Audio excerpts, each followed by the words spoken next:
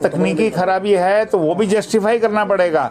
ये नहीं कि ऐसे बोल दिया कि हाँ जी ये हो गया था, नहीं।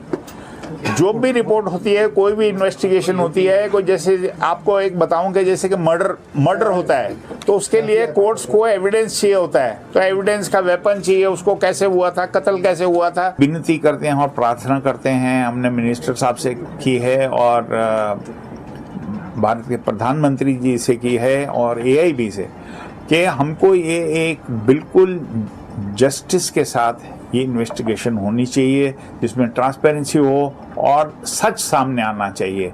ये बहुत ज़रूरी है कि कल को दोबारा इस वजह से दुनिया में भी कहीं पे हादसा नहीं हो।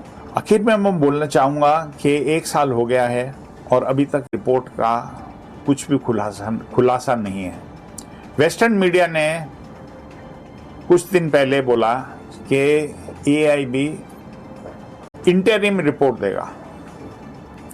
भारत में किसी मीडिया ने इस बात को नहीं पकड़ा और बाद में उस खबर को जो कि वेस्टर्न मीडिया में आई थी उसको यहाँ पे खुलासा किया कि इंटरिम रिपोर्ट आने वाली है। तब हमने भारतीय मीडिया को बोला कि इंटरिम रिपोर्ट नहीं आएगी। क्यों?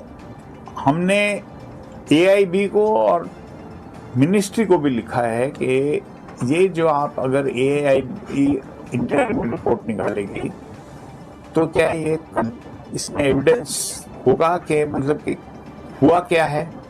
आप यही बोल सकते हैं ये ठीक था, ये ठीक था, ये ठीक नहीं था। हम एक और विनती करते हैं कि एयर इंडिया को जो भी कॉम्पनसेशन है वो दे देनी चाहिए पैसेंजर्स को, क्योंकि वो तो इंश्योरेंस कंपनी दे रही है।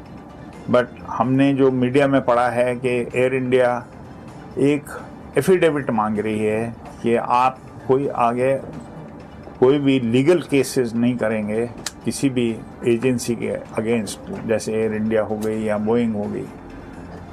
वो मॉन्ट्रियल कन्वेंशन जो कि एक आईकॉनिक कन्वेंशन, वो रिटन पेपर है, उसमें कहीं भी इसका ऐसा कोई खुलासा नहीं है कि आप जो है कॉम्पनसेशन देंगे तो उसके लिए आप एफिडेविट मांगेंगे। क्योंकि जो सर्वाइवर है जब वो हॉस्पिटल में था तो मैंने उसका एक वीडियो देखा था जो कि वो बातचीत कर रहे थे। उन्होंने एक खुलासा किया था कि उन्होंने देखा कि जो जहाज के अंदर जब टेक ऑफ और लैंडिंग में लाइटें बंद रहती हैं कैबिन में, पर उन्होंने कहा कि मैंने देखा फ्लिकरिंग ऑफ लाइट्स, मतलब जल बुझ रही थी।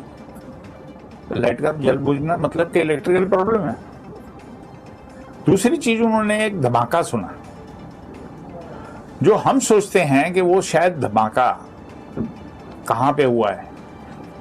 ये धमाका टेल में हुआ है, जहाँ पे अगर आप देखें तो DFDR जो है वो बहुत ही खराब हालत में पाया गया।